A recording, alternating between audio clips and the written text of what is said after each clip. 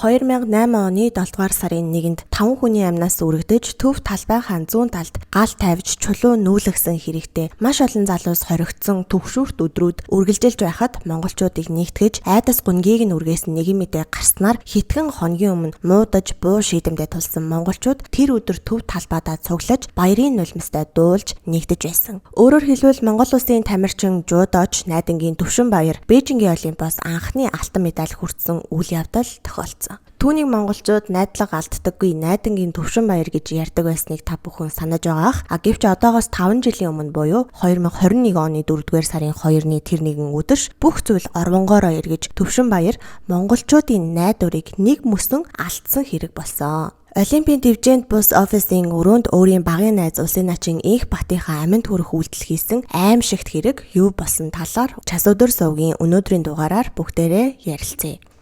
Өнөөдрийн дугаарыг бэлтгэхдээ хангуул дүүргийн эрүүгийн иргэн анхан шатны шүүхийн 2022 оны 6 сарын 9-ний өдрийн шийтгэх тогтоол болон хэвлэл мэдээллийн хэрэгслээр цацагдж байсан дандаа нээлттэй мэдээлэл дээр үндэслэн бэлтлээ. Эхний хэсэгт бүгдээрээ Инх бат Төвшин Баяр нарын намтар тэдний үн цэнтэй нөхөрлөлийн тухай ярхан зүйтэй ах гэж бодож байна. Эрдэнэ бэлгийн Инх бат нь улсын начин жуудогийн мастер байсан бөгөөд 1984 онд Булган аймгийн Могод суманд төрсөн үндэсний бүхийн улсын өсөх идэр өрнөн дэлгэрэх улам нэмэх начин байсан. Үндэсний бүхөөр улсын начин цалтайгоос гадна жуудо бүхийн олон улсын хэмжээний мастер дэлхийн цомын авраг тамирчин байв. Бүх сонирхогчид болон нутгийн олонныхоо дунд номхон дүлгөөн зантай тууштай нэгэн гэдгээрээ алдартай жуудагтай бөхчүүдийн нэгт тооцогддог байлаа. Баг байхад нь Бат Эрдэнэ авраг тэднийхээр буугаад морцсон бөгөөд тэр үед нь Инх бат начны өвөө нь миний хүү улсын цолтой бүх болно гэж хэлсэн гэдэг. Улмаар тэрбээр Бат Эрдэнэ аврагын үүсгэн байгуулсан авраг дээд сургуульд элссэн 2005 онд Булган аймгийн наадамд сумын зан Бат Эрдэнээр 7 даван төрүүлж аймгийн Арслан цолыг хүртсэн. Түүний амжилтын гараа ингэж эхэлсэн бөгөөд 2009 онд улсын начин цол хүртэн өвөөгийнхөө хүслийг биелүүлсэн. Улсын начин цолоо 2012, 2013, 2019 онд баталж өсөх идэр өрнөн дэлгэрэх улам нэмэх начин болж цолондоо чимэг нэмсэн. Өөрөөр хэлбэл улсын наадамд 4 удаа 5 давсан гэсэн үг. Мөн энэ амжилтыг нь тоо баримтаас харах юм бол 1992 оноос хойш улсын баяр наадамд 4 удаа 5 давсан цор ганц начин байсан. Инх бат начныг улсын цолоо ахиулаасай, дээшээ барилдаасай гэж дээлнийхэн захыг мушигсан хүн олон байдаг ч гэсэн тэрбээр би улсын начин цолтой явсаар зодог тайлсан ч харамсахгүй хамгийн гол нь цолондоо эзэн байх нь чухлаа гэж ярьдаг байсан. Тэрбээр хутгах, хөмрөх, хавирах, тохох, тонгорох, мордох дархан мэхүүдийг гарамгаа эзэмшсэн бөгөөд хариу мэхийг дадамгаа хийдэг гоц чадвар барилдааны мэдрэмжээрээ онцгордог байв. Эхэнд дурдсанчлан Инх бат агсан нь үндэсний бөхөөс гадна бүхийн цөөнгүү төрлөөр хичээлсэн. Тухайлах юм бол самбо болон жуда бүхийн шигшээ багийн тамирчин бөгөөд ТИВ дэлхийн олон тэмцээнд Монгол улсаа төлөөлөн зодголсон. Жуда бүхийн олон улсын хэмжээний мастер цолтой. За тэгээд 2009 онд Бүгд найрамдах Солонгос улсын Сувон хотод болсон дэлхийн цомын тэмцээний авраг, Азийн авраг шалгаруулах тэмцээний мөнгө болон хүрэл медальтай. Дэлхийн мастерууд тэмцээний хүрэл медальтай нэгэн байсан. Түүнийг мэдэх хүмүүс нь даруухан үг дуу цөөтэй маш тууштай хэмээн тодорхойлдог. Тэрбээр хизээч хүн рүү чанга дуугардаггүй жудагтай эр хүн шиг эр хүн байсныг бүх сонирхогчид болон найз нөхд нь дурсдаг. Харин одоо үргэлжлүүлээд Төвшин Баярын тухай яриа. Төвшин Баяр бол Монголын спортын түүхэн дэх хамгийн өндөр амжилт болон хамгийн доош унсан уналтын аль алийг нь агуулсан эрс тэс түүхтэй хүн гэж хэлэхэд болно. За найдангийн Төвшин Баяр нь 1984 оны 6 дугаар сарын 1-нд Булган аймгийн Сайхан суманд малчин найдангийн 7 дахь хүү болж мэдлсэн. Тэрээр бага наснаасаа морь унаж барилдаж өссөн бөгөөд нутгийнх нь бөхчүүд түүнийг Зузаан Бяртай хүү хэмээн үнэлдэг байсан. Булган аймгийн Сайхан сумын дунд сургууль дараа нь Улаанбаатар хотод авраг биеийн тамирын дээд сургуулийг төгссөн. За тэрээр анх үндэсний бөхөөр барилдаж эхэлсэн боловч удалгүй жуда бүхий спортод хөл тавьж бэлтгэл хийж эхэлсэн юм. Та бүхний мэдэж байгаачлан түүний амжилтын оргил үе нь бол 2008-аас 2016 оны хооронд үргэлжилсэн. Тухайлах юм бол 2008 оны 8 дугаар сарын 14-нд Бээжингийн Олимпийн наадмын жудо бүхийн хасах 100 кг-ын жинд Казахстаны бүх Аскат Читкеевиг ялж Монгол улсын түүхэн дэх анхны Олимпийн алтан медалийг хүртсэн. За энэхүү ялалт нь бол тэр үедээ 7 дугаар сарын 1-нд сонгуулиас шалтгаалсан бослого, гимгүү жагсагчдыг буудсан асуудал гих мэтчлэн маш их улс төрийн тогтворгүй байдалтай байсан монголчууд нэгтгэж үндэсний баатар болгосон юм. Дараагаар нь Лондонгийн 2012 оны Олимпиад Төвшинбаяр хүнд гэмтэлтэй буюу өвдөгний холбоос нь тасарсан байсан ч тэрээр тэсвэр төвчээр зам барилдаж мөнгөн медаль хүртснээр Монгол улсаас Олимпийн хос медаль хүртсэн анхны тамирчин байсан. Үүнээс гадна тэрээр 2017 оны дэлхийн авраг шалгаруулах тэмцээнээс хүрэл медаль, 2014 оны Инчоны Азийн наадмын авраг тамирчин төдийгүй нийгэм тэгээд улс төрийн нөлөө бүхий хүн байсан гэж хэлж болно. Учир нь 2020 онд тэрээр Монголын үндэсний Олимпийн хорооны ерөнхийлөгчөөр сонгогдсон байдаг. Монголын үндэсний Олимпийн хорооны ерөнхийлөгчөөр сонгогдно гэдэг нь Монголын спортын салбарын хамгийн өндөр албан тушаалтан болсон гэж хэлж болно. Гэсэн ч одоо яригдах гэмт хэрэгт холбогдсон учраас түүнийг 2021 оны 5 сарын 23-нд албан тушаалаас нь түтгэлзүүлж улмаар 6 дугаар сарын 5-нд Төвшинбаяр үндэсний Олимпийн хорооны тэргүүнийхээ тамгыг албан ёсоор хүлээлгэн өгсөн байдаг. Үүнээс гадна 2008 оны 8 дугаар сарын 25-нд Монгол улсын ерөнхийлөгчийн зарилгаар Найдангийн Төвшинбаярт Монгол улсын хөдөлмөрийн баатар цол Цаашлаа Сүхбаатарын Одон Алтан соёмд тэмдэг Монгол улсын Гавьяат тамирчин цолоор бол тус шагнаж байсан. Үүнээс цаашлаад инх бат Төвшинбаяр нарын нөхөрлөлийн тухай ярил тэд бол 20 гаруй жил нөхөрлсөн түүхтэй хүмүүс багаасаа хамт бэлтгэл хийж нэг байранд амьдарч спортын хатуу хөтөг хамт туулсан андын холбоотой байсан. Инх батыг Төвшинбаяргүйгээр Төвшинбаярыг инх батгүйгээр төсөөлхийн аргагүй бөгөөд тухайн үедээ монголчууд нөхөрлөлийн үнцнийг тэднээс үлгэрлдэг байсан гэж хэлэхэд бол нэг их хол зүрхэхгүй байх гэж бодож байна. Учир нь Төвшинбаярыг амжилтанд хүрэхэд хамгийн их дэмжиж түшсэн, тусалсан, бэлтгэл хангагчаар нь ажиллаж байсан хүмүүсийн нэг бол инх бат начин мөнөөс өмнө Төвшинбаяр алт мөнгөн медаль хүртсэн 2008, 2012 оны Олимпиад бэлтгэл хангагчаар нь очсон. Найзаагаа Олимпийн авраг болоход нь хэмжээнийх нь хажууд уйлаад зогсож байсан. Лондонгийн Олимпиад Төвшинбаярыг хөлөө бэртээхт нь инх бат үүрээд гүйж байсан түүхэн зураг байдгийг та бүхэн бас санаж байгаа бах. Үүнээс гадна 2017 онд улсын баяр наадмын 5-ын даваанд Төвшинбаяр инх батыг амлаж авсан. За тухайн үед бол инх бат одоо л улсын начин цолоо ахиулдаг цаг гээд өөрөө амжилтын төлөө зүтгэж болох байсан ч гэсэн инх бат бол тэгээгүй Төвшинбаяр найздаа шууд элэг бүсээ тайлж өгч байсан. Хэрэг гарахын өмнөхөн хүртэл тэд бие бинийгээ миний найз хэмээн дуудаж Булган аймгийнхаа хөгжлийн төлөө хамтран зүтгэж байсан түүхтэй. За одоо дараагийн хэсэгт бүгдээрээ яг хэргийн үйл явдлын тухай ярих гэж бодож байна. За энэхүү хэрэгт Олимпийн авраг Төвшинбаяр, инх бат начин гэх хоёр хүнээс гадна маш олон улс төр болон аймаг сумдын нэр нөлөө бүхий олон нийтийн нэлээд сайн таньдаг хүмүүс бол энэ хэрэгт холбоотой гэрчээр оролцсон хажууд нь байдаг гэж яригддаг. Тухайн үед бол тус хэрэгт нэр холбогдсон хүмүүс өөрсдийнхөө байр сууриа илэрхийлж хэргийн талаар бол товч мэдээллийг олон нийтэд цацаж байсан. Зарим нь бол өөрсдийнхөө цахим хуудастай хэрэг гарах үед байгаагүй гэдгээ илэрхийлж байсан гэж мэдээллийн сайтууд дээр бол бичигдсэн байлээ. Тэгвэл мэдээллийн сайтуудаар гарч байсан нийтлэлүүд дундаас нэг нийтлэлийг онцолж харлаа. Тэгвэл энэ нийтлэлээр энэ хэргийн болж байх үед нь хажууд нь байсан гэрч гэгддэг тухайн үеийн засгийн газрын хэвлэл мэдээлэл олон нийтэд харилцах газрын даргасан ганцуулаас хэргийн тухай тодруулсан юм байна. Ганцуул гэх эмэгтэй хэлэхдээ би тухайн өдөр нэвтрүүлэг хийхээр Төвшинбаяр аврагаас ярилцлага авсан. Ярилцлагын дараа Төвшинбаяр авраг 150 сая төгрөгийн ивент тэтгэлэг олох уулзалт байгаа. Тийшээ хамт явъя гэсэн. Булган аймгийн арчилсан намын бүлгийн дарга гал эрдэнэ оффист очсон. Тэр өрөөнд танихгүй 3 хүн байсан. Би инх бат начныг ч таньдаг. Тэд ивент тэтгэлэг ярих нь битгий хийл өөр зүйл ярьж үргэлжлүүлэн уудсуусан. Би тэдэнтэй 45 минут хамт байсан. Намайг хоёр найз маань ирж авсан. Тэд намайг байхад муудалцаж цодолтоогүй. Явхад Булган аймгийн гал Эрдэнэ Баат, Төвшинбаяр, инх бат дөрөв хамт үлдсэн. Инх бат начны гэргийнх нь бичсэн сэтгэгдлийг харсан. Өнгөрсөн 6 дугаар сард бичсэн байлээ. Би түүний сэтгэгдлийг уншаад зөвөр ойлгохыг хичээсэн. Түүнд хань нь ухаангүй олон сар болж байхад маш хүнд хэцүү, хүн бүр буруутай юм шиг санагдаж байгаа. Тийм болохоор тэр сэтгэгдлийг уншаад янз бүрийн юм санаж эмзэглээгүй. Хизээ нэгэн цагт үнэн зөвөн шийдэгдэн гэж бодож байгаа гэсэн ийм мэдээллийг бол ганцуул гих хэргийн гэрч өгсөн байна. Тэгвэл түүний энэ ярилцлага дунд дурдгдсан эхнэрийнх нь пост гэж юу юм бэ гэдгийг бүгдээрээ харъя. Инх бат агсны эхнэр нь Facebook дээр 2021 оны 6 дугаар сарын 7-ны өдөр нэгэн постыг оруулсан. Гал эрдэнэ ганцуул гих хоёр хүний зургийг тавиад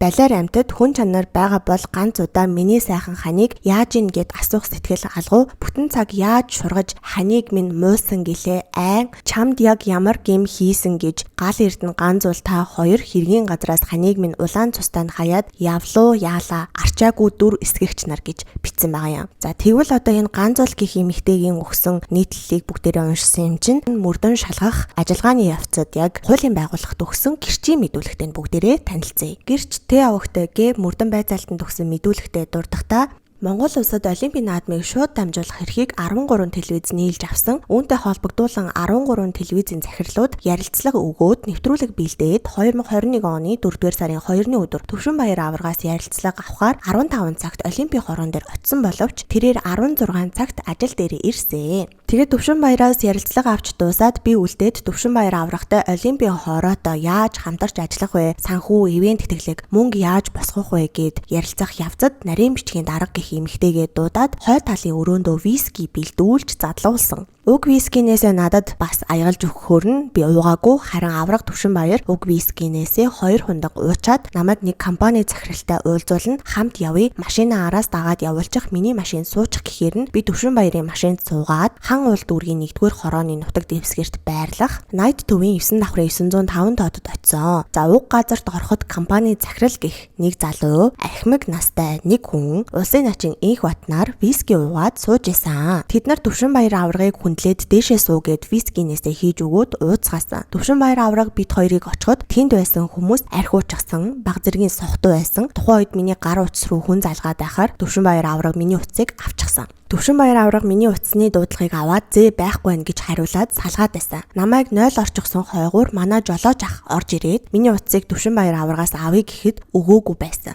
Би начин инх баттай ярилцаж агаад хамт гараад миний гар утсыг аваад өгчих Төвшинбаяр авраг согтчихсон байна гэж гуйгаад ярилцаж агаад буцаад орж ирээд явах гэсэн чинь Төвшинбаяр миний цамцнаас зууралдаад ахаар нь би утсаа үлдээгээд гарсан. Гадаа манай найз Баярмаа болроо хоёр ирчихсэн байхаар нь уулзчаад өөрийнхөө гар утсаа Төвшинбаяраас авахаар буцаад ороход компани захирал гих залуу үүдэнд байсан. Дотор Төвшинбаяр авраг инх бат начин нар сууж байсан. Төвшинбаяр авраг нилийн согтчихсон бололтой байсан. Тэгээд би гар утсаа авъя гэхэд өгөхгүй байсан. Тэгээ бид нар буцаад ороход Төвшинбаяр инх бат начин хоёр өрөөгөө төвччихсэн дотор нь түжигнээд чанга чимээ гараад байсан. Бид нар хоорондоо зодолдоод байна уу яах уу гэж ярилцаж байтал Төвшинбаярын жолооч ах ороод ирэхээр нь энд зодон болоод байна хаалгыг нь онгойлгоч эвдээд онгойлгочих гээд хаалгыг нь эвдээд дотогш ороход өрөөний эд зүйлийг эвдчихсэн. Өрөөний зүүн буланд Төвшинбаяр авраг инх бат начныг доороо хийгээд дарчихсан байдалтай байсан. Инх бат начин буудангийн цаагуур орчихсон байсан тул надад харагдаагүй. Төвшинбаяр эргэж хараад инээгээд зүгээр санаа зовлтгүй гэдээсэн. Төвшинбаяр гартаа ямар нэгэн зүйл бариад инх бат начны дээр гарчхаад гараараа заамдаад инх бат начныг дарчихсан байсан. Инх бат буудангийн цаагуур орчихсон байсан тул харагдаагүй хаанаас нь цус гарсныг мэдэхгүй. Төвшинбаярын нүүр амнаас нь цус гараагүй байсан. Тухайн өрөөний ширээ эд зүйл нь эвдэрчихсэн. Замбраагүй байсан гэх мэдүүлгийг гэрч Т авахтай Г бол мөрдөн байцаах шатанд бол өгсөн байдгийн байна. За тэгвэл одоо эхнэрийнх нь постн дээр нэр дурдгдсан гал эрдний хэвлэл мэдээлэлд өгсөн нийтлэлийг хагаад үтсэн чинь тэр болохоор мөрдөн шалгах ажиллагаа үргэлжилж байгаа учраас мэдээлэл өгөхгүй гэж юу нь бол хэлсэн байлээ. Тэгвэл гал эрдний мөрдөн байцаалтанд өгсөн мэдүүлэгтэй танилцъя. Гэрч Ис авахтай Г мөрдөн байцаалтанд мэдүүлэгтэй 2021 оны 4-р сарын 2-ны өдөр Шангрилад Булган аймгийн нутгийн уулзалтанд очсон. Би уулзалтаас 18 цаг өнгөрч байхад ажил руугаа гарсан. Надтай хамт Булган аймгийн иргэдийн төлөөлөгчдийн хурлын дарга Эрдэнэбат улсын начин инх батнаар манай ажил олох хангуул дүүргийн 1-р хороо 120 мянгатад байдаг Найт төвийн 9 давхрын 905 тоод офис дээр 18 цаг 30 минутын үед ирсэн. За манай ажил дээр ирсний дараа улсын начин инх бат утсаар Төвшинбаяр аврагтай ойрхон яриад миний найз хаана байна, ирж байна уу гэд хоорондоо их найрсгаар ярьж байсан. Бид гурван уулзалтаас ирэхдээ баг зэрэг архиусан байсан. Би офисын өрөөндөө нэг шил виски задалж бид гурав хувааж ууж байтал Төвшинбаяр авраг гаднаас ганц зул гэх эмэгтэйгийн хамт орж ирсэн. Тэгээ бид 5 вискигээ хувааж уусан. Тухайн үед бол офис дотор манай байгууллагын зарим ажилчид байсан. Манай эхнэр Сэлэнгээ хамт ажилладаг учраас би төрүүлээд харж байгээд явуулчихсан. Тэгээ бид нар вискигээ дуусгахад нилээн согтчихсон байсан. Миний санаж байгаагаар уур амьсгал сайхан зодоон болох хэмжээний биш байсан. Инх бат бид тэдийг орхиод Ганзуул гэх эмэгтэйгийн хамтаар гараад явсан. За тухайн үед бол начин Инх Батыг бүр явчихлаа гэж бодож байтал нилээн удаж байгаад Инх Бат болон Ганзуул нар буцаад ороод ирсэн. Дахин нэг виски задлахад би нилээн согтчихсон байсан учраас уугаагүй. Эхнэр хурдан эргээ залгаад байсан учраас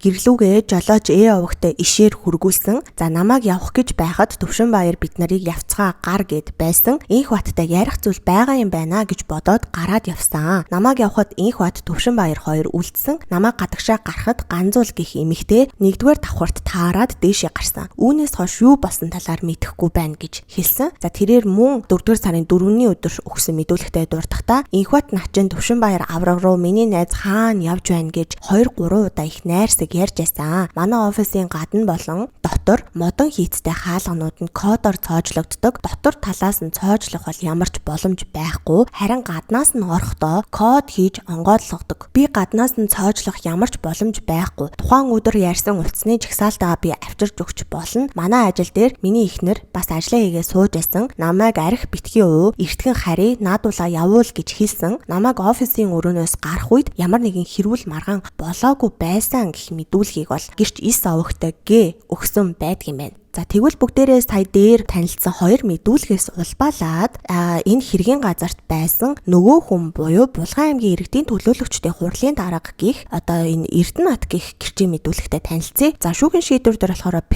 овогтой гэж бичсэн байсан. Тэгвэл хэвлэл мэдээллийн хэрэгслээс хайгаад үзэхээр Д Эрдэнэбат гэд тэгсэн байгаа юм. Тэгвэл ямар ч байсан энэ П овогтой гэдэг хүний мөрдөн байцаалтанд төгсөн мэдүүлэгтэй танилцъя. 2021 оны 4-р сарын 2-ны өдөр Ардчилсан намын үндэсний бодлогын хуралд оролцохоор Булган аймгаас оролцох төлөөлөгчид цуглаад хурал хоошлохоор нь Шангрилад хоол идсэн. Булган аймгийн оролцох төлөөлөгчид болон Улаанбаатар хотод байдаг 10 гаруй хүмүүс цуглаж хоол идсэн. Бид 19 цагийн орчимд гараад Инх Бат болон Гал Эрдэнэт бид 3 Гал Эрдэнэний офис дээр очиход ажилчтанд болон түүний эхнэр нь ажиллаа хийж байсан. Бид 3 түүний өрөөнд юм яриад сууж байхад гаднаас Төвшинбаяр нэг сэтгүүлч эмэгтэй мөн Булган аймгийн харьяат энэ Б нарын хамт орж ирсэн гэж байгаа юм. За энэ дээр нэг тайлбар өгчий. Бусад хүмүүс нь хэлэхдээ болохоор Төвшинбаяр болон Ганзуул гих одоо сэтгүүлч эмэгтэй хоёр орж ирсэн гэж байгаа. За тэгвэл энэ хүний мэдээлэл дээр болохоор Булган аймгийн харьяат энэ Б гэж хүн орж ирсэн гэдэг байгаа байхгүй юу. Тэнгүүд энэ Б гэдэг хүн нь болохоор араас нь орж ирсэн юм шиг байлээ. Батцуур гэдэг хүн юм байлээ. Тэгээд Батцуур гэдэг хүний мэдүүлгийг бол дараа нь бас хүргэх болно. За тэгээ үргэлжлүүлээд энэ хүний мэдүүлэгтэй танилцвал бид нар юм яриад сууж байхдаа нэг шил виски хуваажуулсан. Би 20 цаг өнгөрөөд Гал Эрдэнэний жолооч Төрөө гэдэг залуугаар гэрлүүгээ хургуулээд амарсан. Намайг явахаас өмнө Инх Бат явлаа гэж төрүүлээд гараад явсан гэж байгаа юм. За тэг үргэлжлүүлээд намайг явах үед Төвшинбаяр Гал Эрдэнэ хоёр үлдсэн. Гал Эрдэнэний өрөөнд бид хамтдаа сууж байхад болон намайг явах үед ямар нэгэн хэрүүл маргаан зодон болоогүй. Маргаан болоход би хажууд нь байгаагүй. Намайг байхад Инх Бат Төвшинбаяр хоёр маргалдаагүй. Ямар шалтгааны улмаас маргалцсан талаар нь би мэдэхгүй байна. Бид нар Гал Эрдэнэний оффист юм яриад сууж байхдаа хоорондоо маргалцсан ямар нэгэн байдлаар биенээ муулсан, өдөөн турхирсан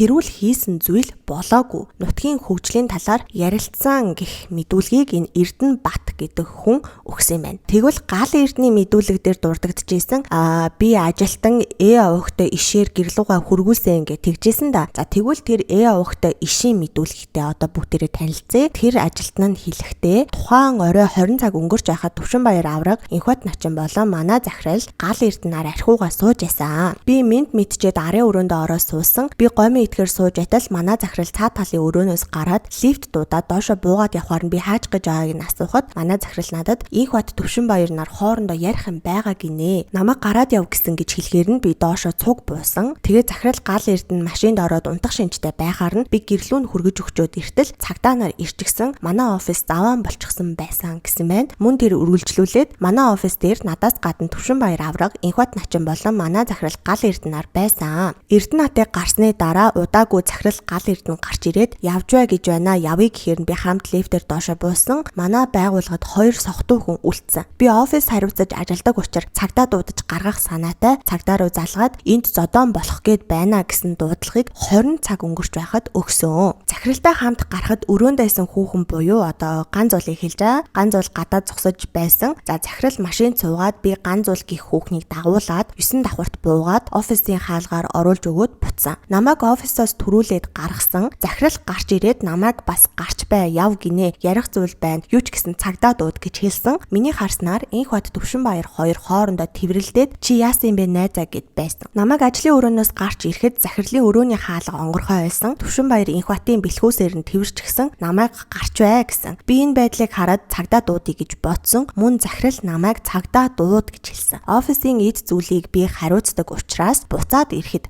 сохтуу хүмүүс өрөөнөөс гарахгүй байх гэж бодсон. Намайг Төвшинбаяр авраг гарч бай гэж хэлэхэд нь өрөөний эд зүйлс зүгээр харагдаж байсан. Би захирал гал эрдний гэрт нь хүргэж өгчөөд буцаад ирэхэд цагдаа нар ирчихсэн байсан гэсэн мэдүүлгийг өгсөн байдаг. За тэгвэл Эрдэнэт гэдэг хүн нь төрөөг их жолоожоор хүргүүлээ явцсан юм байна. За гал эрдэнэ болохоор энэ овогтой иш гэдэг энэ офис хариуцж ажилтнаараа бас хүргүүлээд явцсан юм байна. За тэгвэл ганц зүйлийн мэдүүлэг дээр манай найз Болроо Баярмаа хоёр ирж намайг авсан гэж ярьжсэн да. Тэгвэл яг хэрэг болох үед гадаа нь тэр офисын хаалганых нь гадаа ганцуул Болроо Баярмаа 3 байсан юм байна. Болроо Баярмаа хоёрын нь нёгийнх нь мэдүүлэгтээ бүгдээрээ танилцъя. Гэрч Б хэлэхдээ 2021 оны 4 сарын 2-ны орой 20 цагийн орчимд хамт ажилдаг эгч Б надад захирлыг очиж аваад ирье. Гар утсыг нэг хүн аваад байна гэд бит хоёр хангуул дүүргийн 1-р хорооны нутаг дэвсгэрт байрлах. Найд төв дээр очоод 9 давхарт гарахад цахилгаан шатны өөдөөс харсан өрөөний үүдэнд ETV телевизийн захирал ганцуул зогсож байсан. Миний гар утас энэ өрөөнд байгаа гэж хэлсэн. Тэр өрөөнд цоочтой байсан. Хаалганы цаана хүмүүс маргалдаад зодтолдох чимээ гараад байсан. Хин гэдгийг нь мэдээгүй. Нэг нь пистамин гэж дуугараад чанга дуу чимээ гаргаад зодтолдож байх шиг байсан. Өрөөний цаана нэг л хүн дуугараад байсан. Өөр хүн дуугарахгүй болохоор нь нөгөө хүн бараг үхсэн юм болов уу гэд энэ хаалгыг хурдан онгойлгомоор байна гэж би хэлсэн. Тэгтэл 55-аас 60 орчим насны эрэгтэй хүн ирээд бид дөрөв хаалга онгойлгох гэж оролдоо дийлээгүй. Тэр ах дийлэхгүй юм байна цагдаа дуудъя гэд холдсон. Хамт явсан ажлын эгч Б ганцуул бид гурав хаалгыг хөшиж байгаад онгойлгоод дотогш ороход өрөөний дотоод хэсэг эмх замраагүй доторх эд хогшил нь хагарсан байдалтай үүдний хэсэгт Төвшинбаяр авраг хамт байсан эрэгтэй хүнийхээ дээр нь гарчсан байдалтай сохтой байсан. Төвшинбаяр аврагын өмсөж байсан хувцс нь цус болоод нүүр нь цус болоод гараараа арцсан байдалтай байсан. Төвшинбаяр аврагын доор нь хөвтөж байсан хүний нүрийг нь хараагүй хувцс нь болоод үүдний хэсэг тэр чигтээ цус болчихсон байсан. Нүд хальтраад сайн харж чадаагүй. Тэр хүн ямар нэгэн хариу үйлдэл үзүүлэхгүй хөвтөд байсан. Төвшинбаяр авраг бид нар руу харахаар нь бид нар болооч гэд хэлсэн чинь түрүүнд хаалга онгойлгох гэд бид нартай хамт оролдож байсан 55-аас 60 орчим настай эрэгтэй хүн орж ирэхээр нь би Төвшинбаяр аврагыг холдуулаач гэж хэлсэн. Тэр ах Төвшинбаяр аврагыг татаад дийлэхгүй байсан. Тэр ах би айгаад чадахгүй юм байна гэж хэлсэн. Тэр үед нь ганцуул захирлын гар утас руу 20 цаг 40 минутанд өөрийнхөө утаснаас би залгасан чинь Төвшинбаяр аврагын өмсөж байсан өмднийх нь халаас нь дуугарсан.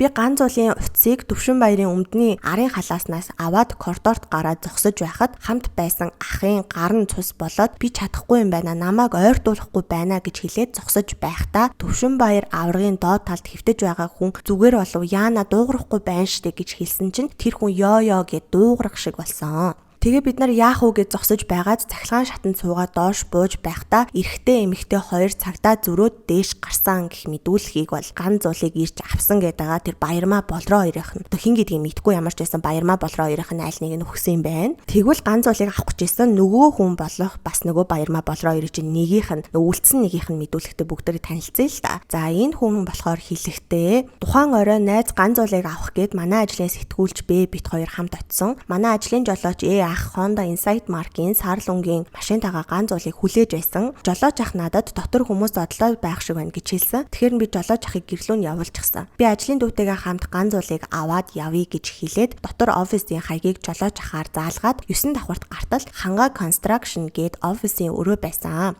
Яваад ороход газарт эд зүйл хагарчихсан. Манай найз ганц зуул цоочтой хаалга зохиод зогсож байхаар нь би хүүе юу болов чи гэж хэлсэн чинь ганц зуул миний утас дотор байгаа эднэр дотор зодолдоод байна гэж хэлсэн.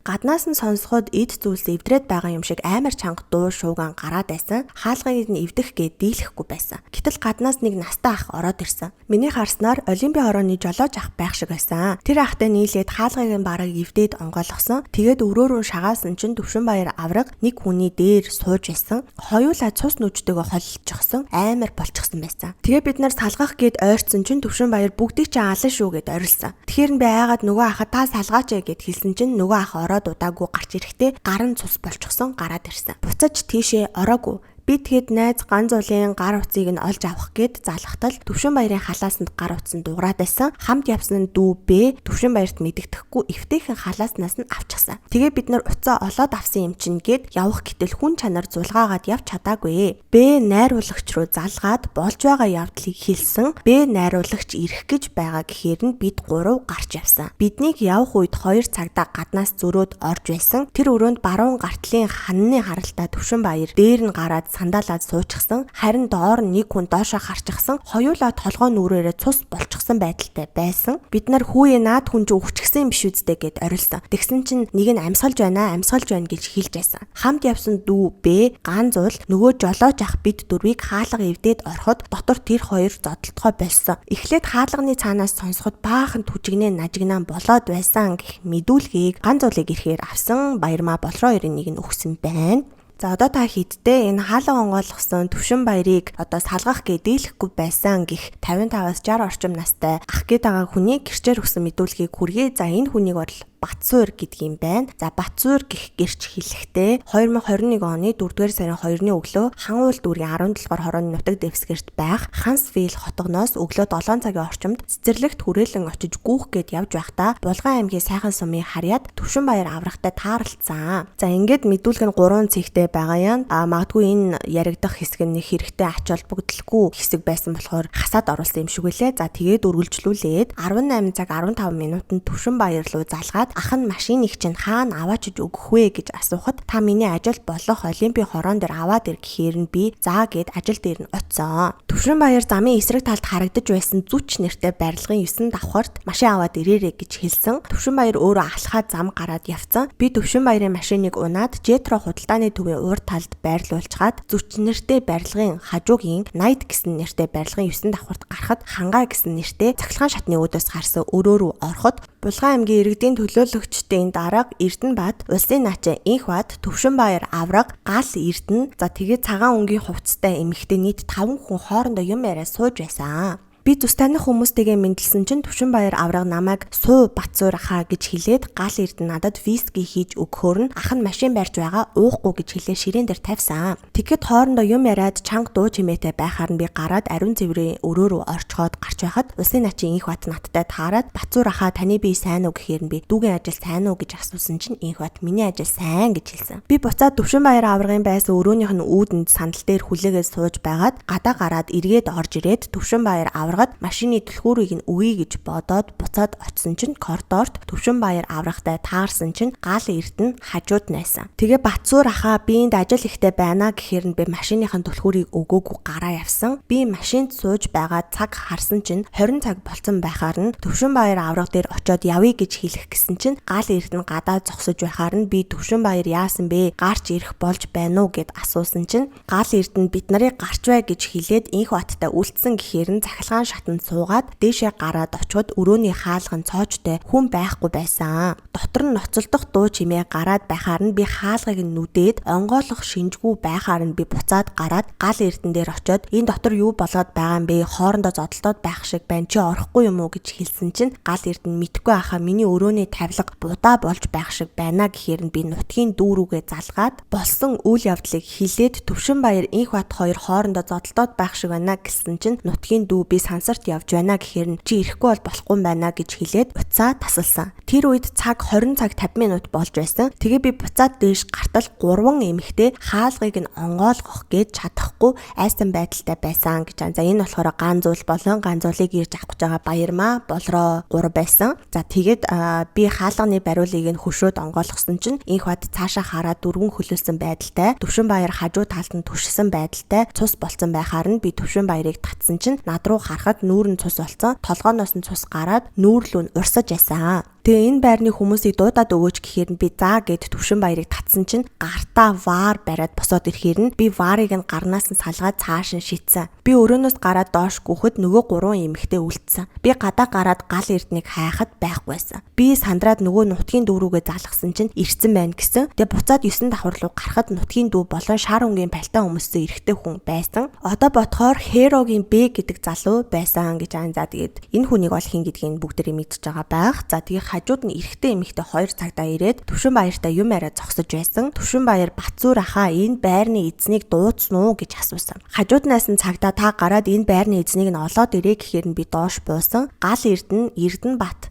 нарыг хайсан боловч байхгүй байхаар нь би сандраад миний зүрх өвдөөд Төвшинбаярын машиныг нь бариад гэрийн гадаа очсон. Би замдаа нутгийн дүүрүүгээ залгасан чинь бид нар гэмтэлтээр байна. Та яаж байна? Би чинь зүгээр үү гэж асуусан. Тэгээ би гэртээ унтаж амарсан гэх мэдүүлгийг за энэ Батсуур гэдэг хүн өгсөн юм бэлээ. За одоо ингээ бүгдээрээ дээр дурдгцсан. Херогийн Б найруулагч гэдэг байгаа. Бид нэрээ мэдэх Баатар найруулагчийн мэдүүлэгтээ танилцъя. Б овогтой Б хэлэхдээ 4-р сарын 2-ны орой 21 цагийн орчимд сэтгүүлч эмэгтэй залгаад Төвшинбаяр Инхбат хоёр маргалдаад муудалцаад байна гэхээр нь би Төвшинбаяртай уцаар ярьсан чинь гэртээ байна гэсэн. Тэгтэл сэтгүүлч эмэгтэй дахид залгаа та ирэхгүй бол болохгүй байна. Зодоон болоод байна гэхээр нь Төвшинбаяр Инхбат хоёрыг зодтолцсныг би мэдсэн. Тэгэхээр нь би дүү яарууга залгаад хүрээд ийм юм болоод байна намайг ирээд авчих гэсэн. Бид ирээд 9 давхарт гарахад Төвшинбаяр буудан дээр суучихсан. Инхбат газарт хөвтцэн, цус гарцсан, ухаангүй их амьсгаатай байсан. Мөн 2 цагдаа ирчихсэн байсан. Тухайд би эрэхтэй цагдаад нь бүх юм бүртгэж авч байгаа юу гэсэн чинь энд камер бичиж авч байгаа гэсэн. Төвшинбаяраас юу болсон бэ гэд асуусан чинь энд байсан хүмүүс хаана байна гэдсэн. Тэгэд би эрүүл мэндийн сайд инх болд руу уцаар яриад энд ноцтой юм гарсан байна. Гэмтлийн эмнэлэгт эмч болон хагалгаанд оруулахад бэлдээрээ гэж хэлсэн. Яа болон эмэгтэй цагдаагийн алба хаагч инх батын цусыг тогтоох гэж оролцсон. Би Төвшинбаярыг тайвшруулах гэж авч гараад удаан жаргалын машинд суулгаад юу болсон бэ гэхэд Төвшинбаяр хэлэхдээ намайг инх бат архины шилээр зогсоон гэсэн. Би Төвшинбаярыг удаан жаргалтай машинд үлдээгээд дотогш орсон. Тэгсэн Төвшинбаяр араас ороод ирсэн. Удалгүй инх батын эхнэр нь орж ирээд Төвшинбаярт гомдсон үг хэлсэн. Түргэн тусламжийн эмч ирээд ангар шатны тусламж үзүүлсэн. За энэ үед бол Төвшинбаяр байхгүй болчихсон байсан. Бид нар инх батыг өргөж сандал дээр суулгаад лифтээр буулгаад нэг давхарт очиж дамнуурга дээр хөвтүүлж цээж хэсгийг нь хучаад түргэний машинд оруулсан. Тухайн үед байсан цагдаа надаас Төвшинбаяр яач вэ гэсэн би мэдхгүйгээд өөрийнхөө дугаарыг үлдээгээд явсан гэх мэдүүлгийг өгсөн байт юм байна. За нэг ийм процесс бол болсон байгаа юм. Та бүхэнд шууд гэрчнэрийн мэдүүлгийг нь уншиж хүргэлээ. Эндээс бол яг болсон үйл явдал нь бол ерөнхийдөө ойлгогдсон байх гэж бодож байна. Тэгээ сүүлд ирсэн зарим нэг гэрчийн мэдүүлэг болохоор агуулганд давтагдсан байсан учраас уншихгүй орхичлоо. Хүсвэл та бүхэн шүүх цагийн амин руу ороод өөрсдөө уншиж болох юм бэлээ. За хэргийн газарт ирсэн цагдаагийн алба хаагч нарын мэдүүлэгтээ одоо бүгдээрээ танилцъя. За нэг цагдаагийн алба хаагч нь хэлэхдээ тухайн орой үүрэг гүйцэтгэж байхад 21 цаг 29 минутанд хан уул дүүргийн 1-р хороо 120 мянгатын залуу Монгол корпорац 9 давхарт 905 хотод зодоон болоод байна гэх дуудлагыг хүлээж аваад 10 гаруй минутын дараа дуудлага өгсөн хаяг дээр нь оцсон. Уг офис руу ороход Олимпийн аварга Төвшинбаярын нүүрэн цус болчихсон үүдний хэсэгт зогсож байсан. За цаана инх бат начин айхлаад сөхөрсөн газарт тонгоож суусан байдалтай байсан. Би юу болсон бэ яасан бэ гэд асуусан чинь Төвшинбаяр аварга бит хоёр хоорондоо зодтолцчихсан юм аа. Гадаа манай жолооч байгаа би шууд эмнэлэг рүү аваад явчаа гэж хэлсэн. Бит хоёр түүний жолоочийг дуудах гэтэл түүний гар утас нь олдохгүй байсан. Төвшинбаяр би засах өрөө ороод нүүрнийхэн цусыг угаая. Яаж ийм царайтай явах билээ дээ гэж хэлсэн. Тэгэхээр нь би офицер амар тунгалгыг жолоочтойгоо хамт орхиод Төвшинбаяр аврагтай хамт би засах өрөө рүү орсон. Тэр цусаа угаачаад ахын дүү гарчаад ирээд тэхүү жолоочоо дуудыг гэж хэлсэн. Тэгээ би доошоо түүнтэй хамт буухад түүний хэлсэн машин байхгүй байсан. Тэгээ жолоочийг нь байхгүй болохоор нь буцаад дээшээ офис руу яваад орсон. Гэтэл хоёр танихгүй ах дүү хоёр ирсэн байсан. Тэгээд манай офицер амар тунгалаг бүрэлдэхүүн болон 103 дуудчихсан байсан юм. Тэр үед нь Төвшинбаяр руу нэг үл таних хүн чи одоо нэгнийг яаж байгаа юм бэ гэсэн. Тэгээд цаана хөвтөж байсан хохирогч инх бат нь хагарчихсан шил лаазан дээр толгоогоороо унчих гээд байсан учраас бид хоёр биеийг нь бариад шил лаазан дээр унахаас нь хамгаалсан. Гэтэл тэр үед Төвшинбаяр алга болчихсон байсан гэх мэдүүлгийг өгсөн байдаг. За харин нөгөө офицер одоо цагдаагийн алба хаагч нь бол хэлэхдээ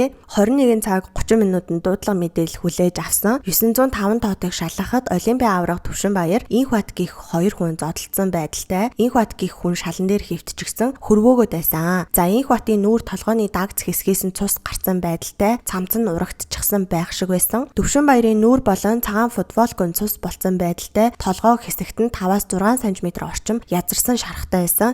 Төвшинбаяр хэлэхдээ миний толгой руу зогсон гэж хэлж байсан. Тэгэхээр нь би газарт хөвтөж байгаа хүнийг заагаад энэ хүнийг хэн зооцсон бэ гэж асуусан. Төвшинбаяр бит хоёр хоорондоо зодтолцсон гэж хэлэхээр нь би түргэн дуудыг гэтэл Төвшинбаяр гадаа жолооч байгаа шууд имлэг явъя би эхлээд нүүр гараа угаая гэж хэлсэн. Тэгээ манай цагдаагийн дэд ахлагч Төвшинбаярыг дагуулад ариун цэврийн өрөө орохоор явсан. Тэнд байсан намхан нуруутай залуу түргэн тусламжууд дуудлага өгсөн. Дэд ахлагч бит хоёрыг очиход Төвшинбаяр инх бат гих хоёр хүнээс өөр хүн байгаагүй. Удалгүй хоёр залуу орж ирсэн ба нэг залуу нь дуудлага өгсөн. Нэг залууг нь Б гэдэг хүн гэж сүүлд мэдсэн. Төвшинбаярыг дэд ахлагч маань дагуулад нойлын өрөө рүү ороод ирсэн. Намхан залуу нь Төвшинбаярт хандаж чи нэгнийг яаж байгаа юм бэ пиццаа минь гэд маргалтах гээд байсан. Тэгээд Б гих хүн цаад үүдний өрөөнд оруулаад суулгасан. Хоёр наад хүндээ тусламж үзүүлж байгаач би Төвшинбаяртай ярилцъя гэж хэлсэн. Тэгээд тэр хоёр ярилцаа суусан. Удалгүй нэг настай эрэгтэй хүн орж ирсэн. Дараа нь дахиад нэг залуу орж ирсэн. Тэгээд байж байтал инхбат гих хүн шалан дээр хагарсан шилэн дээр хөрвөөгöd байхаар нь дэд ахлагч бит хоёр намхан нуруутай залуутай нийлээд ариун цэврийн өрөөнөөс нойлын цаас авчирч цусыг нь арчиж өгсөн. Тэгж байтал гаднаас хоёр эмэгтэй орж ирсэн. Тухайн үед Төвшинбаяр нөгөө хүнтэй үүдний өрөөнд сууж байсан. Сүүлд орж ирсэн хоёр эмэгтэйгийн нэг нь тэр шалан дээр хэвтэж байсан хүний эхнэр нь байсан. Эхнэр нь орилоод Төвшинбаяр руу чи яаж байгаа юм бэ? Чи ингэдэг шүү дээ гэж ярьж байсан. Тэгтэл нэг эрэгтэй нөгөө эмэгтэйг тайвшруулад байсан. Хүмүүс рүү уцаар яриад ах шиг байсан. Түргэн тусламж 1 цаг 30 минут орчмын дараа ирсэн. Түргэн ирэх хүртэл дэд ахлагч бит хоёр инхбат гих хүний цусыг тогтоох арга хэмжээ авч байх хооронд Төвшинбаяр гараад явчихсан байсан. Б гих хүнээс Төвшинбаяр хаана нэ гэж асуусан чинь мэдэхгүй гэдээсэн. Тэгээд түргэн инхбатыг аваа явсан. Хэргийн газрыг жижүүрийн бүрэлдэхүүнд хүлээлгэж өгөөд явсан. Бит хоёрыг анх очиход тухайн өрөөний эд зүйлсэнд эвдэрч хэмхэрсэн. Эмх замбраагүй байдалтай буудангийн бүрээс цус мэд хүрэн улаан өнгийн зүйлээр бохирлогдчихсан байсан. Тухайн өрөөний эд зүйлс нь эвдэрчихсэн байсан. Төвшинбаяр инхбат хоёр хоёулаа согтууруулахундаа хэрэгэлсэн гэдг нь илт харагдаж байсан. Төвшинбаяр бит хоёр хоорондоо зодтолсон юм а гэж ярьж байсан ба ямар шалтгааны улмаас зодсныг нь мдээгүй. Харин инхбат ямар нэгэн зүйл яриаггүй гэх мэдүүлгийг нэг цагдаагийн алба хаагч нь өгсөн байт юм байна. За ингээд тухайн орой хохирогч инхбатыг гэмтэл согс судлалын үндэсний төв рүү хүргэсэн. За түүний эхнэр нь болохоор өөрийнхөө фейсбુક дээр энэ одоо харагдаж байгаа постыг оруулсан. Тэгээд энээс болоод инхбат начныг Төвшинбаяр авраг зодсон гэсэн мэдээлэл бол олон нийтийн дунд тархсан юм байна. За энэ постн дээр юу гэсэн байгаа вэ гэхээр Төвшинбаяра чи ийм хогийн гар штэ миний хань чамд ямар гай болсон юм бэ? Ханыг минь ив ирүүл сарвал болгож өг чи юм уу гэсэн байгаа юм. Тэгээд эхнэр нь маргааш нь болохоор хөвлөлд ярилцлага өгөхдөө манай гэр бүлийн найз Хосоёр гих залууг Төвшинбаяр 2-3 жилийн өмнө яг ингэж ямар ч шалтгаангүйгээр зодсон. За түүнийг харсан мэдсэн хүмүүс олон бий. Намайг 22 цагийн үед очиход нөхөр маань ухаангүй байсан. Төвшинбаярын гар нь цус болцоход сууж байсан. Миний өмнөөс юу ч хэлж чадаагүй. Надад тэр үед нь зураг авах бичлэг хийх сэхээ байгаагүй. Нөхрийн маань 60 орчим настай ах байдаг. Тэр ах нөхрийг маань авахар коридороор явж байхад Төвшинбаяр чи юм уу хэнийг авах гээд байгаа юм бэ гэснээр хагалгаанд ороод удаагүй байгаа газарт нь зогсон. Нөхөр маань эмнэлэгт очсноос хойш шокноос гарч чадахгүй. Төвшинбаяраа одоо болиолдоо болчооч дээ гэд хашгираад байсан. Дөрвөн бүх залуу дарж барьж байсан ч тариаг нь хийлгэх гэж чадаагүй. Сая сэхийн амьдруулах тасгийн эмчтэй нь уулзахад танаа хүн маш хүнд өвчтөн гэсэн. Нөхрийн маань тархины суур ясн хугарч, ясн бяцарч, духан цөмөрсөн, цус хурсан гэд хоёроос дээш хавсарсан бэртэл гэмтэл авсан гэсэн. Гэтэл Төвшинбаяр өчигдөрхөн л зүг зүгээрээсэн хүн эмнэлэгт хэвтэж жүжиг тавьж байна. Тэрний тэгж жүжиглэж байгааг олон нийт мэдгэл болно гэж хэлсэн. За ингээд дээр ярьсанчлан Төвшинбаяр гараад алга болсон байгаа юм. Одоо нэгэсэндээ хэргийн газраас яваад өгсөн байгаа байхгүй юу? Тэгсэн чи Төвшинбаяр ч аль хэзээний өөрөө интернет эмнэлэгт очиод хэвтцэн эмчилгээ хийлгэж байсан. Үүний дараагаар 2 хоногийн дараа буюу 21 оны 4 сарын 5-нд түүнийг шүүхийн шийдвэрийн дагуу баривчилж шүүхийн шийдвэр гүйцэтгэх ерөнхий газрын харьяа 461 дугаар ангид цагдаа хорих шийдвэр гарсан. Гэхдээ интернет эмнэлгээс түүнийг тархины битүү гэмтэлтэй учраас 3 хоног хардснаж байж гаргах боломжтой гэсэн тайлбарыг өгж ирсэн юм байна. Тэгээ би шүүхийн шийдвэрийг нь үргэлжлүүлээд уншижсэн чинь бас нэгэн сонирхолтой мэдүүлэг гарч ирсэн. Гэрч хээ авахтай цэгийн мөрдөн байцаалтанд өгсөн мэдүүлэг гэж байгаа юм. Тэр хүн болохоор хэлэхдээ тухайн хэрэг гарсан орой 22 цаг өнгөрч байхад Facebook дээр инхбатын эхнэрийн бичиж тавьсан пост зургийг хараад гайхаад инхбатын дугаар руу залгасан чинь нэг эрэгтэй хүн аваад юу байна хөгшөөн гэд асуусан чинь миний өдөөс юмгүй хөө гэхээр нь чи хаана байгаа юм бэ гэд асуусан чинь надтай ярьсан хүн би гэртээ байна гэж хэлэхээр нь би чинь зүгээрөө сошиал дээр тавигдаад юу болоод байна гэж асуусан чинь зүгээрээ хөгшөөн гэр бүлийн асуудал гэж хариулахад дууных нь өнгө ондоо болохоор нь чи инхбат мөн үү гэд асуусан чинь уцаа тасалсан. гэж байгаа. Тэгэхээр Инхот начны утсыг одоо хин нэгэн хүн аваад явцсан. Тэгээд гаднаас дуудлага ирэхээр нь яриад Инхот начин шиг жүжиглээд байсан юм бэлээ. Одоо бүгдээрээ үргэлжлүүлээд гэмтэл цогц судлалын үндэсний төвд одоо тухайн шүн Инхот таксныг хүлээж авсан эмчийн мэдүүлэгтээ танилцъя. Одоо яг ямар гэмтэлтэй байсныг нарийн мэдээ. Гэрч одоо эмч хэлэхдээ 2021 оны 4 сарын 2-ны өдөр гэмтэл цогц судлалын үндэсний төвд ажиллаж байх үед Инхот нь хүлээн авах яаралтай тусламжийн хэсэгт хүргэгдэж ирээд хүлээн авахын эмч өвчтнийг үзээд намайг дуудсан. Намайг өвчтөн дээр очих үед түүний биеийн байдал нь бол хүнд, ухамсарт ухаангүй, дэмирэл хөөрлийн байдал ихтэй, орчинтойгоо харьцаагүй, эмих замбраагүй хөдөлгөөн ихтэй, гэмтлийн дараах шокийн байдалтай, клиник үйлчлэгээр урьдчилсан байдлаар тархины хүнд гэмтэлтэй байсан. Түүний хоёр нүдний завханд хөхөрч хавцсан, толгой, нүүр, хуйхан тэр чигтээ шарах ихтэй, тус шархнуудаас нь цус гарч гойдсон байдалтай, ам хамарнаас нь цус гарч нүүрээр нь цус хатсан байдалтай, хуухных нь ард талд хид хідэн тооны нэлээд том ангааж ахсан шарах байсан. Нэг шарахыг нь анзаарч харахад ард дагдсны яс нь харагдаж байсан. Мис заслын эмч толгойн тус газарт нь ойдол хийж боолт хийсэн. Биеийн бусад хэсгүүд буюу зүүн гарт нь жижиг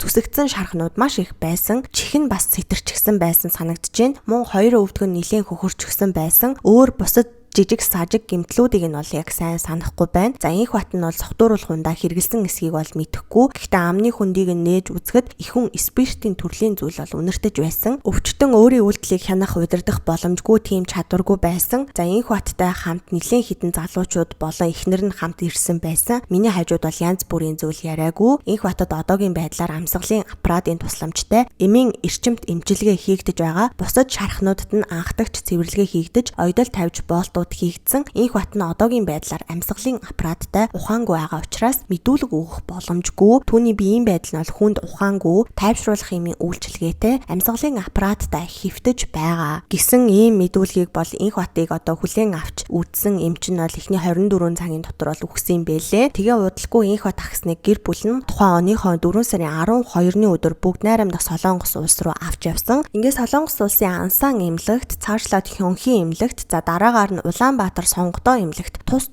одоо эмнэлгийн тусламж эмчилгээ үйлчилгээ аваад тасралтгүй эмчлүүлж эмчилгээ хагалгаа хийлгэж эхэлсэн. Тухайн үед бол гэр бүлийнхнийх нь хэлж байснаар Инхот ахсны нүдэн нээгдсэн боловч орчноо мэдэхгүй хаяа толгоогоо хөдөлгөж байгаа сэхээний тасгаас гараад дундын тасагт сахиуртай эмчлүүлж байгаа. Мөн жин ихээр хасагдаж их турсан байгаа. Байнга эмчилгээ хийгдэж байгаа. За эмчнэрийнх нь хувьд бол тодорхой зүйл хэлэхгүй залуу хүн учраас босноо гэсэн одоо хариултыг өгж зөвхөн найдвар тээж хүлээж байгаа гэж гэр бүлийнх нь бол ярьж байсан. За гэтэл энэ хооронд бол Монголд бол жинхэнэ дайн болж исэн. За Төвшинбаярыг интернетээс гарсны дараагаар 461-р анги буюу одоо ганц худагт цагтан хорьсон ч гэсэн хангуул дуургийн прокурорын газраас 5-р сарын 19-ний өдөр Төвшинбаярт авсан цагтан хорих таслан сэргийлэх арга хэмжээг нь өөрчлөөд Монгол улсын хилээр гарахыг нь хязгаарлах юм арга хэмжээ авахар шийдвэрлсэн. За шүүхээс прокурорын энэ саналыг нь болон яллагтагчийн болон хохирогчийн өмгөөлөгч нарын саналыг одоо давхар харгалзаж үзээд Төвшинбаярыг бол цагтан хорихоос суллаад хилийн хориг тавиад ингээд гадуур байцаалтанд гаргахаар болсон юм байлээ. 2021 оны 5-р сарын 27-ны өдөр Төвшинбаяр бол өөрийнхөө үүрэгт ажилдаа орохоор болсон. Тухайн өдөр бол тэр ажилдаа ирээд Монголын үндэсний олимпийн хорооны албан ёсны имэйл хаягийн нууц үгийг нь өөрчлөөд өөрөө гарын үсэгт хамгаа дараад олон улсын олимпийн хороо руу бичиг явуулсан байгаа. За тухайн бичиг дээр нь болохоор ажлаа үргэлжлүүлэн хиймээрээс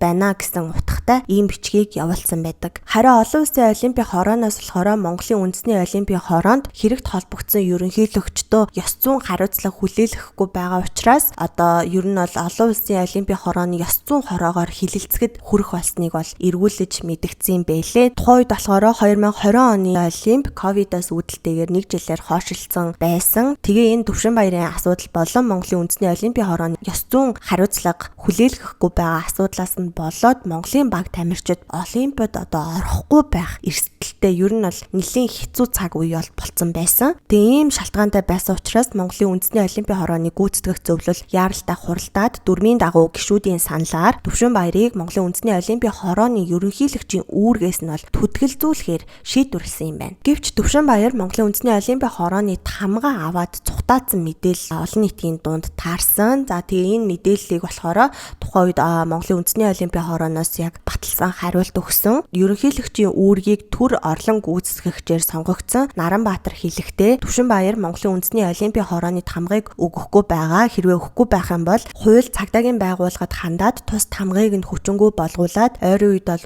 үйл ажиллагаагаа сэргээж явуулна гэдгийг хэлжсэн. За мөн тэрээр хэлэхдээ үүний улмаас манай улс түүхэндээ байгаагүй байдалтайгаар олимпиад орох нөхцөл байдал үүсэж магадгүй байна. Гэхдээ бидний шийдвэрийг олон улсын олимпийн хороо ол хүлээж аваад хамтарч ажиллана гэж бодож байна гэж ярьсан байдаг. За ингээд аргагүй ирэхэнд бол Төвшинбаяр хэд хоногийн дараа буюу 6 дугаар сарын 7-ны өдөр тамгаа албан ёсоор нь бол хүлээл гэж өгсөн байдаг. За энэ хооронд бол инхо таксны эмчилгээнд зориулсан хандивын аяныг бүхчүүд эхлүүлсэн. За түүнчлэн Монгол улсын тухайн үеийн ерөнхийлөгч асан Халтмаагийн Баттулга ихээхэн хэмжээний мөнгөнд тусламж үзүүлсэн гэсэн мэдээлэл бас хэвлэл мэдээллийн хэрэгслүүдээр бол цацагдж байсан. Мөн Төвшинбаярын арга гэрийн зүгээс эмчилгээтэй холбоотой зардлуудыг гаргаж байгаа гэсэн мэдээллийг бас Төвшинбаярын өмгөөлөгч Данзан Норов хэвлэлд ярьсан байдаг. За үүний дараа нэлээд хэсэг хугацааны дараа цахим орчинд 2021 оны 12 сарын 17-ны өдөр Улсын начин Инх Батнаас барсан гэх мэдээлэл бол цацагдж байсан. Гэхдээ энэ мэдээллийг начны өмгөөлөгч Санчар Бат бол худал болохыг нь мэдгдсэн. За тэрээр өөрийнхөө цахим хуудастай залруулга Инхбатын өмгөөлөгч Санчар Бал байна. Бүгд найрамдах Солонгос улсад эмчлүүлэгч маань нас бараагүй болохыг албан ёсоор мэдэгдэж байна. Хохирогч болон түүний арга гэрийнхэнд хүндэтгэлтэй хандахыг хүсье гэж бичиж байсан байна. Гэхдээ Улсын начин Эрдэнэлгийн Инх Бат нь харамсалтайгаар одоо энэ мэдээлэл гарсны дараахан буюу 12 сарын 25-ны өдөр таал төгсөөд Монголын ард түмэн бол эмгэнэл харуус болол илэрхийлж эхэлсэн байдаг.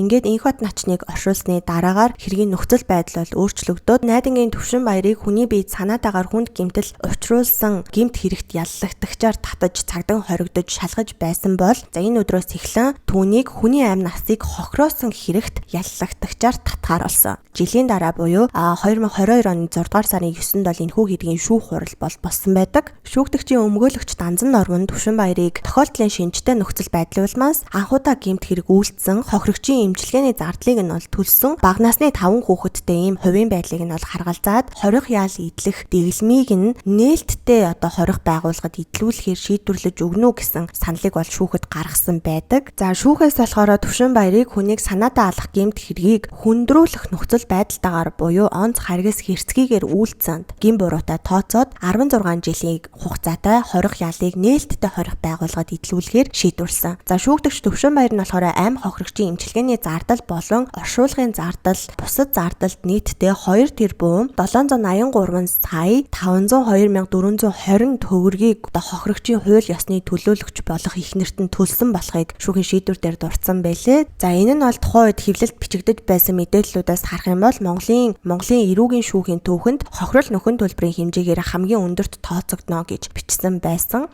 За шүүгдэгч Төвшинбаяртай босъё. За та эцсийн үг хэлж болно.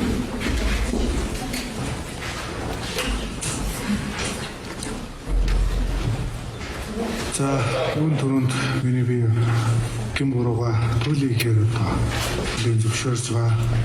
Хашигаар өсөж хэмжиж байгаа. Үнэлгээ бол хийж болохгүй үйлдэл хийсэн гэж өөрөө бодож байгаа. Тэгээд коллегач наадийнхаа аргэр анижил үр хүүхэд энэ бүгдээс чин сэтгэлээс одоо уушлах хүсье. Хүн аав ээж ах дүү нар төрөл төрөстэй бүгдээс одоо чин сэтгэлээс уушлах хүсэж байна.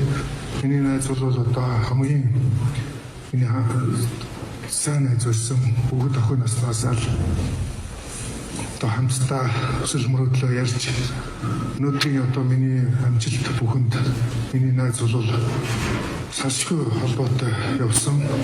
Найзынхаа амнаас нь төрч хийж ийм нөхцөл байдал төгөрч гэж огт бодоогүй явсан. Энэ бүгд дээр одоо энэ тангим сууж байгаа бүх хүмүүсээс гойж төсөж байна. Хүн Монголын ард түмэн миний найзыг дэмждэг байсан. Маш олон хүмүүс байгаа. Энэ бүтээс нөгөө жил тасж байна.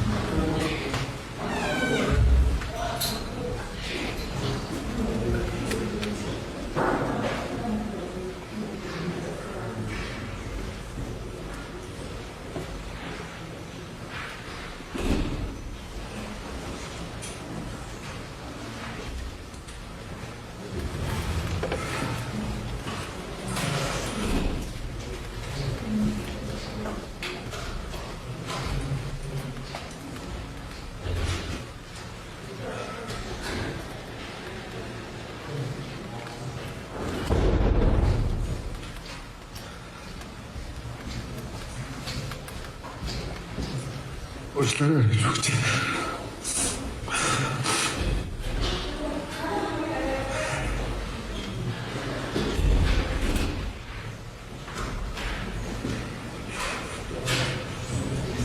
Тайвширч байгаад үгээ үргэлжлүүлж болно.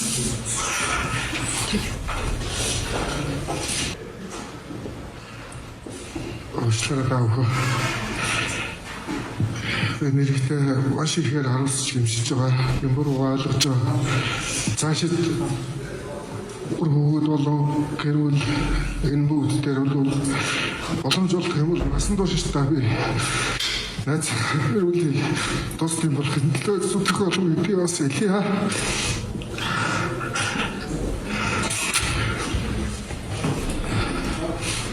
Мөн авч ирсэн орон хамаатан цаад энэ бүхнээс чи сэтгэлээсээ уучлалт хүсэж байна. Уучлаарай гэж хүсэж байна. Энэ хэрэгт холбогдож өчигдөр орж ирсэн гэрч болон энэ хүмүүс азин уучлалт хүсэж байна. Энэ бүгдэд одоо би зөвхөн буруутай энэ уулын өмнө баарчлуулынхээ комсорж ойлгож байгаа.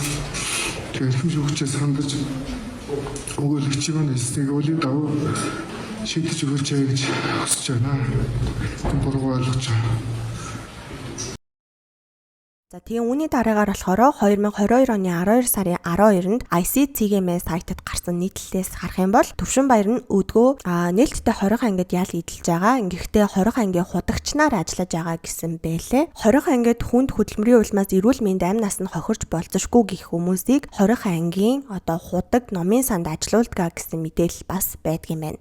Зарим хүмүүс ярихдаа хэргийн гол зангилаан согтууруулах ундаа хэтрүүлэн хэрэгснээс үүдэлтэй гэж үздэг. Төвшинбаяр нь хэрэг үйлдэх үедээ хүнд хэлбэрийн согтолттой байсан бөгөөд энэ нь сайн найз руугаа дайрах, онц харгас хэрцгийгээр зодох сэтэл болсон гэж зарим нэг нь үздэг бол нөгөө талаасаа хувь хүний аран шин бие авч явах байдалтай зайлшгүй холбоотой гэж дүгнэх хүмүүс бүр их байдаг. За шүүхийн шинжилгээгээр тэрээр сэтгцийн хувьд эрүүл, өөрийн үйлдэлээ хянах чадвартай байсан нь тогтоогдсон тул энэ нь зүгээр нэг санамсаргүй зодон биш ухамсартайгаар түрэмгийлэл үйлдсэн болохыг нь шүүх дүгнээд ингээд 16 жил хоригдох ялаар шийтгсэн байхаа гэж бодож гин. Дээр дурдсан бүх гэрчийн мэдүүлэг дээр үндэслээд харах юм бол хэрэг гарахын өмнөхөн бас дараа нь болон тухайн үед олон нөлөө бүхий олон нийтийн таньдаг хүмүүс хажууд нь байсан. Гэвч тэд нар бүгдээрээ биднийг явхад маргаан болоогүй, зодооны үед байгаагүй гэх ижил тайлбарыг өгч байсныг бүгдээрээ сая харсан. Хохирогчийн эхнэрийн зүгээс тэднийг хүн чанаргүй хэргийн газраас цустай нь хаяад явсан гэж буруутгаж байсан нь нийгэмд нэгэн асуултыг үлдээсэн байдаг.